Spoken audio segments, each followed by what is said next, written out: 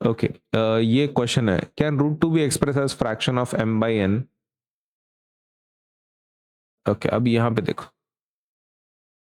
हम यहाँ पे कुछ एज्यूम करेंगे, ठीक है। रूट टू को चेक करना है ना आपको। क्वेश्चन क्या है, can root two be express as fraction where m and n are counting numbers? क्या हम लोग रूट टू को फ्रैक्शन में बता सकते हैं क्या? तो एज्यूम कर रहे हैं हम लोग, एज्यूम कर रहे हैं, क्या एज्यूम कर रहे हैं हम? एज्यूम कर रहे हैं, assume root two is equals to m by n। क्या मतलब, ये एज्यूम कर रहे हैं हम लोग, हाँ। ओके, सो अपन सो लिखेंगे। अभी अपन क्या करेंगे, ये n को इधर भेज देते हैं, क्या हो जाएगा? ओके, तो that will become root two into n is equals to m। अब एक काम करते हैं, दोनों तरफ ना स्क्वायर कर लेते हैं, दोनों तरफ क्या करेंगे, स्क्वायर करेंगे। तो अगर वो स्क्वायर कर लेते हैं तो क्या होगा, दोनों तरफ स्क्वायर कर लिया, राइट। अभी ये इसका वैल्यू कितना होगा, रूट टू का स्क्वायर कितना होता है, 2 होता है, और n का n स्क्वायर, और m का m स्क्वायर, जैसे कि वैसे। तो क्या ये मिला अपने को? हाँ। अभी यहां पर हम लोग ऐसा बोल सकते हैं, देख, since since since m square since m square is two times since m square is two times another number,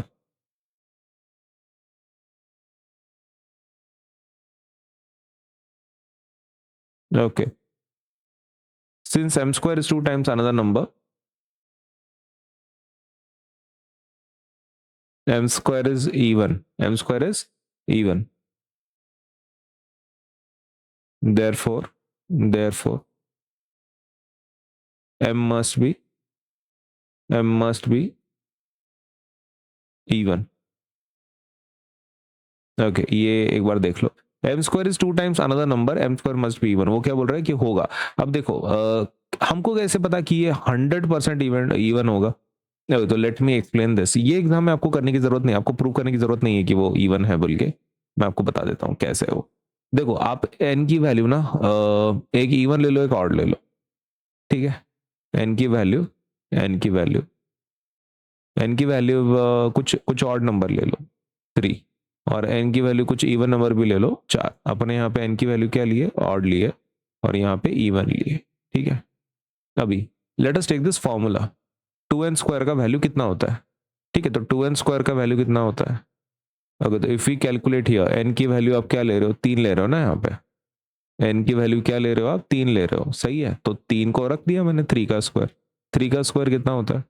okay, so that is 2 into 3 का स्क्वायर 9 होता है, 2 9 का कितना होता है, 18 होता है। ओके, तो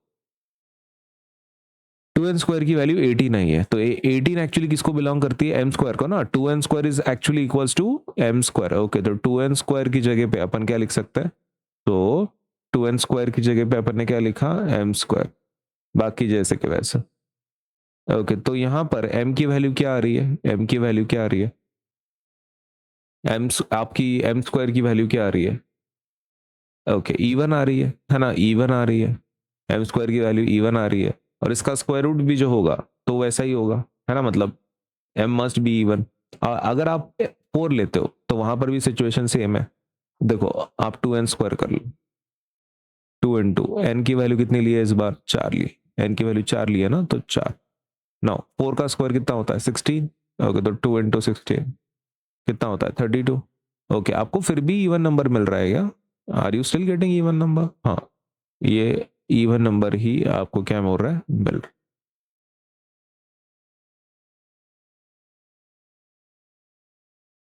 है। ओके, सो नाउ इसकी जगह पे हम किसको लिख सकते हैं, एम स्क्वायर को। ओके, तो एम स्क्वायर की वैल्यू कितनी आ रही है, 32 आ रही है। मतलब आपको फिर भी क्या मिल रहा है, एक इवन नंबर ही मिल रहा है। ये समझ में आ गया? तो ऐसा होता है कि अगर आप किसी के स्क्वायर करके उसको 2 से मल्टीप्लाई करते हो तो आपको इवन नंबर ही मिलता है, ये बोल रहे हैं हम लोग। तो since m square is 2 times another number, m square is even, therefore m must be even. तो अगर m स्क्वायर इवन है तो m भी क्या होगा, इवन ही होगा। तो आपको ये प्रूव करने की जरूरत नहीं है, ये नीचे के जैसा।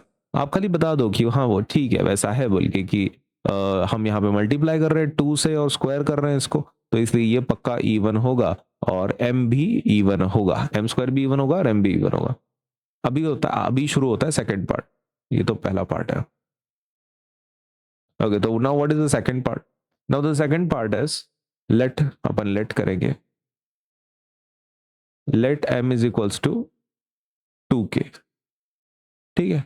ओके, इसको अपन बोल देंगे इक्वेशन नंबर 1। अभी फ्रॉम इक्वेशन 1, ओके, आपका इक्वेशन 1 क्या है? इक्वेशन 1 है 2n square is equals to m square. Okay, can we put m की वैल्यू 2k जो है वो यहां पे रख दें?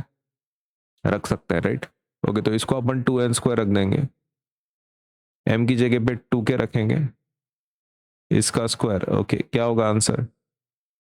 4k square. Okay, so 2n square, agree.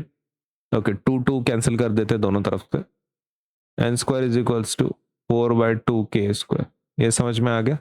अपन ये 2 दूसरे साइड पे लेके गए, तो अभी कैंसिल कर दो ना सीधा सा, 2 1 जा 2 2 जा, 2 स्क्वायर आ रहा है। ओके, ये इसके जैसा ही है क्या?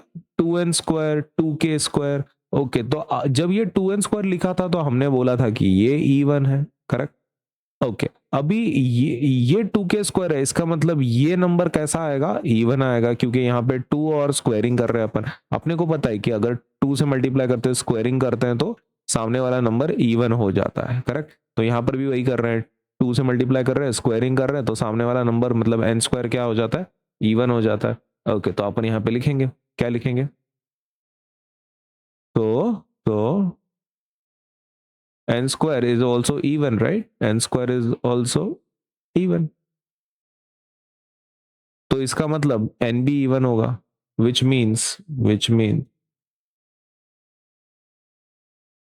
n is also even।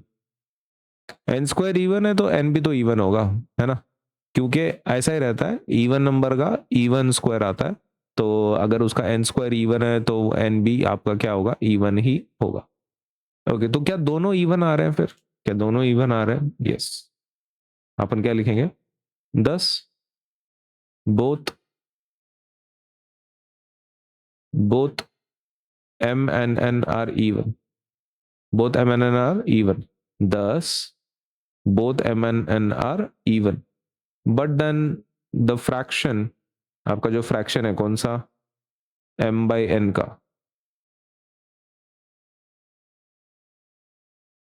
has a common factor 2 and can be reduced।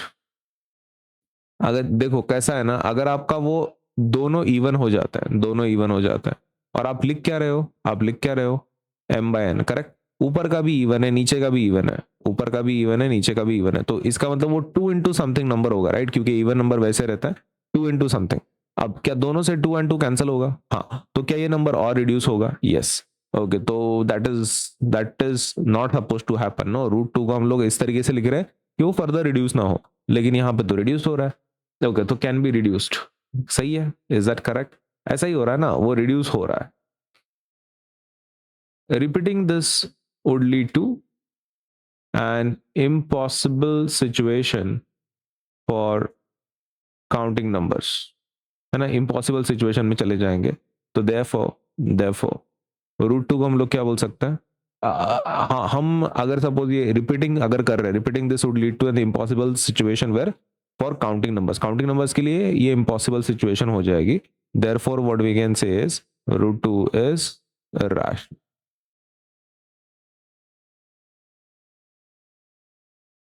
This is how we can explain, ठीक है। पहला part, this is the first part, this is the second part, और फिर हमने बता दिया कि भाई दोनों इवन है तो फिर पॉसिबल नहीं है, क्योंकि फिर 2 का फैक्टर आता है, रिड्यूस होता है, तो इसलिए √2 कैसा है? इरैशनल ही है।